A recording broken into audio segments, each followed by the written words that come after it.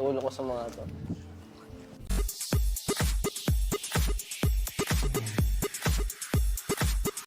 SB19 Josh, sumakit ang ulo sa banat joke ni Bunso Justin sabay ginatungan pa ni Ken.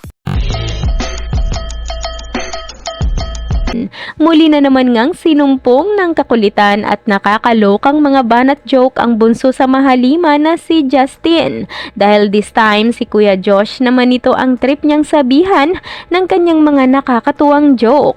Komento ng isang netizen, pag nagtandem daw talaga ang Kenten sa kakulitan ay siguradong di masasakyan ng mga kuya nila. Ayon kasi sa cute banat ni Bunso, tama naman daw yung malabnaw kasi may pagmamahal.